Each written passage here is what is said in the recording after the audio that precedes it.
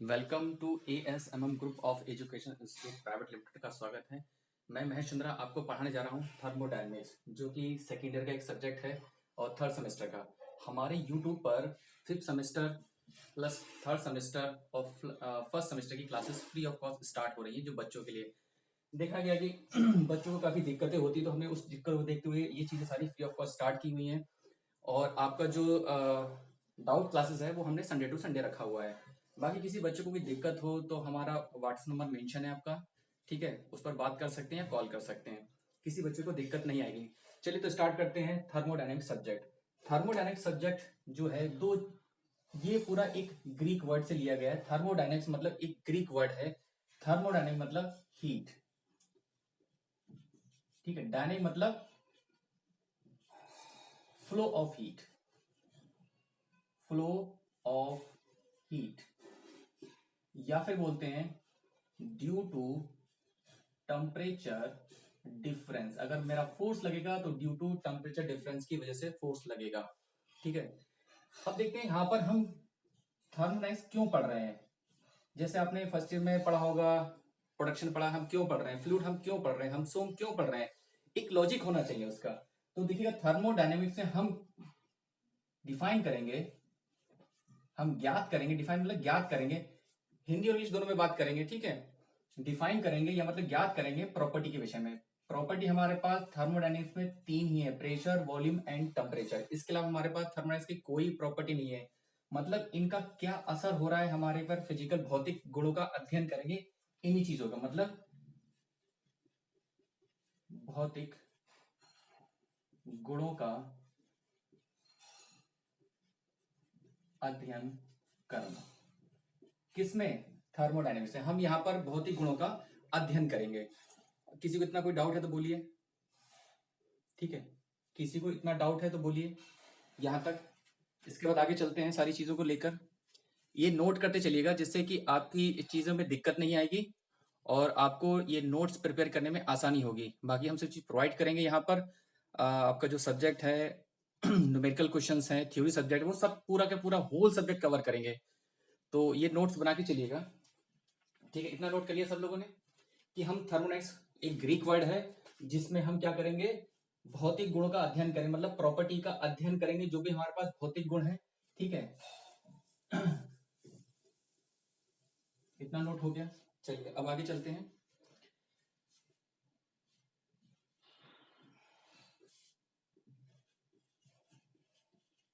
Thermodynamic हमेशा कभी भी ये लॉसेस की बात नहीं करता है, हमेशा साम्यता की बात करता है, मतलब इक्वलिबेरियम की बात करता है। मतलब इक्वलिबेरियम क्या है, मतलब यहां पर जो नुकसान है वो नहीं है, मतलब लॉसेस निग्लेक्ट है यहां पर। दूसरा क्या काम करता है कि यहां पर आपने प्रोसेस तो स्टार्ट तो कर दिया, मतलब कि आपने आज प्रोसेस स्टार्ट किया है, अब कब खत्म होगा पता नहीं, इनफाइनाइट समय लगेगा। मतलब यहां पर समय की कोई भी पता नहीं, कब खत्म होगा, कब स्टार्ट, स्टार्ट तो हो गया लेकिन खत्म कब होगा इसकी कोई गारंटी नहीं है। तो थर्मोडायनेमिक्स कभी भी समय को डिफाइन नहीं करता है। No time define in thermodynamics. Time define नहीं होता है थर्मोडायनेमिक्स का, ठीक है। यहां तक किसी को डाउट हो तो। दूसरी बात, इतना नोट करिए जरा सब लोग, इतना नोट हो गया।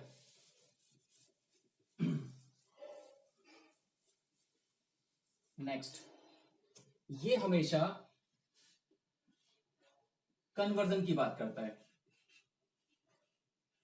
कन्वर्जन मतलब एक रूप से दूसरे रूप में बदलना। जैसे हमने बोला कि हीट को वर्क में बदल सकते हैं, मतलब हिंदी बोलेंगे ऊष्मा, और इसको बोलेंगे कार्य। मतलब कार्य को ऊष्मा में, ऊष्मा को कार्य में बदल सकते हैं, ये कहता है हमारा थर्मोडायनेमिक, मतलब कन्वर्जन की बात करता है, ठीक है। हमेशा हीट को यहां पर लो बोला गया है, यानी कि लो ग्रेड, छोटा आदमी, वर्क इज हाई ग्रेड, बड़ा आदमी, ठीक है। ये इसका और भी नाम था, डिसऑर्डरनेस। डिसऑर्डरनेस अभी बताते हैं क्या है। ये होता है डिसऑर्डरनेस, ये ऑर्डरनेस में होता है। मतलब डिसऑर्डरनेस मतलब अगर आपके मॉलिक्यूल्स हैं तो वो कैसे होंगे, उल्टे सीधे बिखरे होंगे, मतलब उनके पास काइनेटिक एनर्जी होगी तो उल्टी सीधी होगी, इनके पास क्या है, एक स्ट्रेट लाइन में होंगे। इतना नोट करिए। यहां तक किसी को दिक्कत हो तो बोलो, यहां तक कोई दिक्कत हो इतना नोट करिएगा। ये थोड़ी सी हिस्ट्री है जो हम जानेंगे सारी चीजों के विषय में, नोट करते चलिएगा। फिलहाल यहाँ से आने वाला कुछ नहीं है, ये जस्ट इंट्रोडक्शन है, हम आपको क्या क्या पढ़ाएंगे क्या क्या नहीं बताएंगे, ठीक है। चलिए उसके बाद ये सारी चीजें हम कन्वर्जन के बारे में बात की कर लिया। उसके बाद एक 18वीं शताब्दी में हमारे पास जब इंग्लैंड में रेवोल्यूशन चल रहा था, रेवोल्यूशन मतलब क्रांति चल रही थी किसकी, मशीनरी की। अब मशीन को चलाने के लिए कुछ ना कुछ तो पावर चाहिए, तो उस समय पावर अवेलेबल थी नहीं। तो 18वीं शताब्दी में 18वीं सेंचुरी में एक रेवोल्यूशन क्रिएट हुआ, जो सबसे पहला जो स्टीम इंजन बनाया था, ठीक है, किसने बनाया था, इंग्लैंड ने बनाया था। किसने, थॉमस सरवेरी ने 18वीं सेंचुरी में इंग्लैंड में एक इंजन बनाया था थॉमस सरवेरी ने। लेकिन उसके बाद ये इतना स्लो था जो कि ये काम नहीं कर पा रहा था, मतलब ये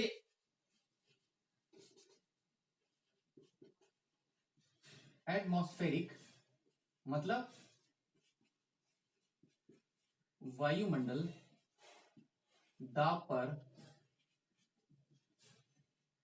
कार्य करता था, तो ये चला नहीं, उसके बाद ये फेल हो गया, मतलब इतना स्लो था ये इंजन। तो बना थॉमस सर्वेरी ने, यहां लिख लेना, थॉमस सर्वेरी ने फर्स्ट इंजन जनरेट किया था, जेम्स वाट ने नहीं किया था, फर्स्ट इंजन थॉमस सर्वेरी ने किया था। लेकिन इतना स्लो था कि जो प्रैक्टिकली यूज नहीं हो पा रहा था इसका, ठीक है। उसके बाद जेम्स वाट आए, ठीक है, उन्होंने इसको प्रैक्टिकली स्टीम इंजन बनाकर बता दिया, तो एक रेवोल्यूशन आ गया था, क्रांति का, ठीक है। बहुत सारी चीजें थी इसके अंदर। उसके बाद अब ये आता है कि थर्मोडायनेमिक्स जो वर्ड था वो किसने इस्तेमाल किया, तो कुछ चीजें यहां ध्यान रखिएगा। थर्मोडायनेमिक्स का जो सबसे पहला वर्ड था वो लॉर्ड कैल्विन ने इस्तेमाल किया था। सबसे पहली book, first book written by, सबसे पहली बुक थर्मोडायनेमिक्स किसने लिखी थी, विलियम रैंकाइन के द्वारा लिखी गई थी। सबसे पहली बुक विलियम्स रैंकाइन के द्वारा लिखी गई थी 1859 में, ठीक है। और लॉर्ड कैल्विन ने सबसे पहले नाम रखा था 1849 में, मतलब एक नेम सजेस्ट किया था, लॉर्ड कैल्विन नेम सजेस्ट किया था 1849 में, कोई एक बुक मतलब नाम होगा थर्मोडायनेमिक्स, इंट्रोडक्शन दिया था, क्योंकि इन्होंने पहला सबसे पहला अपना पेपर पब्लिश किया था लॉर्ड कैल्विन, तो उसका नाम रखा था थर्मोडायनेमिक्स 1849 में, ठीक है। उसके बाद जो हीट इंजन था, जो भी हीट इंजन बनाया गया था उसको बोलते हैं डॉटर ऑफ, मैं शॉर्ट में थर्मोडायनेमिक्स, मतलब हीट इंजन को बेटी बोला गया है थर्मोडायनेमिक्स की, ठीक है। उसके बाद एक शब्द इस्तेमाल होता वर्क एंड हीट। देखा होगा कि जब आप खाना खाने गए होगे होटल पे तो एक कॉमन नेम होता है छोटू, बल्कि उसका नाम भी तो होता है ना कोई, तो उसका एक नाम होता है छोटू। तो ऐसे हमारे पास हीट और वर्क थे, दो चीजें थी, इनको एक कॉमन नेम दिया गया एनर्जी, ये दिया था Thomas, young Thomas, young Thomas ने इसको नाम दिया कि कोई भी चीज है इसका एक कॉमन नाम होगा जो है हीट एंड वर्क का, यंग थॉमस। इतना सा नोट करिए, ये थोड़ी सी हिस्ट्री है, थोड़ा सा जानेंगे हिस्ट्री के बारे में, उसके बाद हम डिटेल में आएंगे थर्मोडायनेमिक्स की। लिखिएगा, हो गया इतनी बात, इतनी बात लिख ली सब लोगों ने। चलिए अब आगे चलते हैं, थोड़ा सा बेसिक जानेंगे।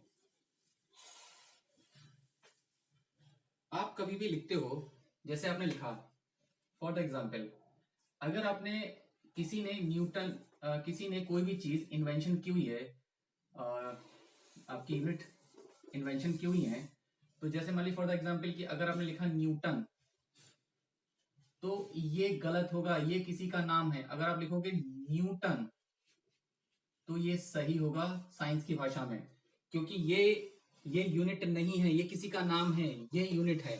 ठीक है, तो ये बड़ा ध्यान रखिएगा। और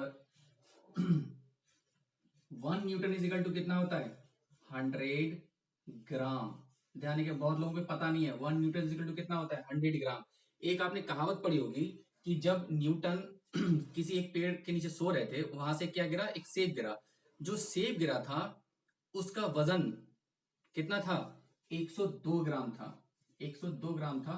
उसके बाद इंटरनेशनल ने उसको कन्वर्ट करके 100 ग्राम में उसकी यूनिट बना दिया गया। ठीक है, उसके बाद बोलते हैं कि हमारी जो वैल्यू है, तो पहला पॉइंट ये हो गया। नेक्स्ट पॉइंट ये है कि हम बोलते हैं कि 9.81 जो वैल्यू है वो कहां ली गई है। तो ध्यान रखिएगा, एट सी लेवल पर 9.8 ली गई है। कहां पर 4500 मीटर की गहराई पर ये वैल्यू मैक्सिमम मिली है। उसके बाद फर्दर जब इसके नीचे जाएंगे तो ये जी की वैल्यू क्या हो जाएगी जी की वैल्यू क्या हो जाएगी, डिक्रीज हो जाएगी।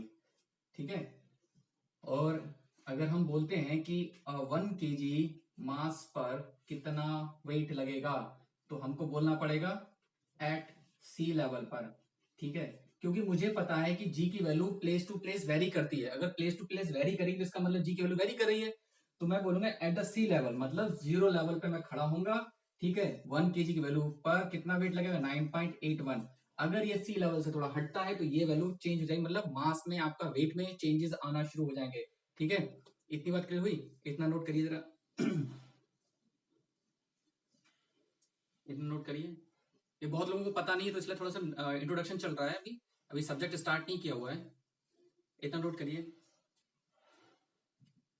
नोट करिए जल्दी से फटाफट, फिर आगे चलते हैं।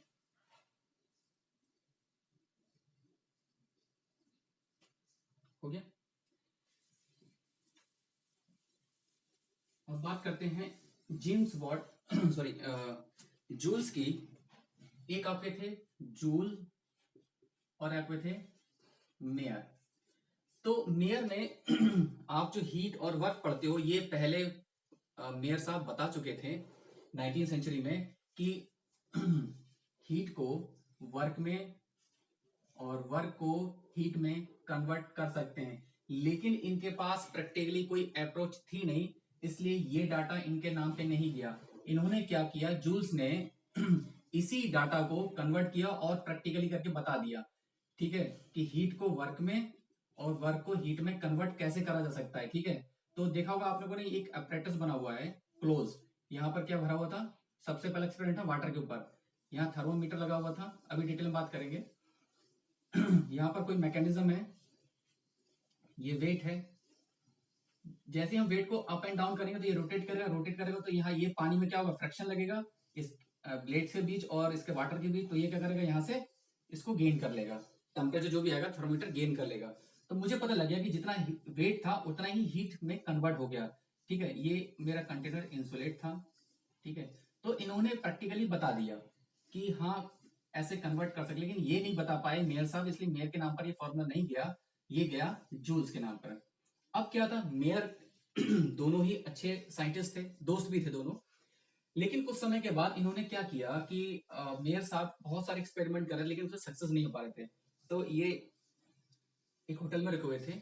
बहुत जब आदमी फ्रस्ट्रेट हो जाता है तब उसकी चीजें जब सक्सेस नहीं हो पाती तो वो कुछ ना कुछ गलत कदम उठाने लगता है।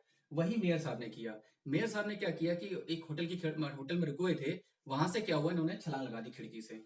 लेकिन बस ये है कि मरे नहीं, मतलब उनके हाथ पैर टूट गए। ये बात पता चल गई जूल्स को। तो जूल भाई दोस्त थे दोनों भी, अच्छे साइंटिस्ट भी थे, तो उनको बड़ा अच्छा नहीं लगा। ठीक है, तो उन्होंने एक इन्वेंशन किया, CP minus CV is equal to R, जिसको हम बोलते हैं मेयर्स का फार्मूला। लेकिन ये मेयर का फार्मूला नहीं था, ये था जूल्स का फार्मूला, जो कि इन्होंने मेयर को दान में दे दिया कि आप इसको अपना नाम दे दीजिए, CP minus CV is equal to R. तो इसको बोला गया था मेयर्स का लॉ बोला गया था। इतनी बात क्लियर हुई, इतना लिखो। यहां तक कोई दिक्कत हो तो बोलो अगर कोई बात समझ में ना आई हो तो बोलो, यहां तक कोई पॉइंट ऐसा हो जो समझ में ना आ रहा हो, कोई दिक्कत हो तो बोलो।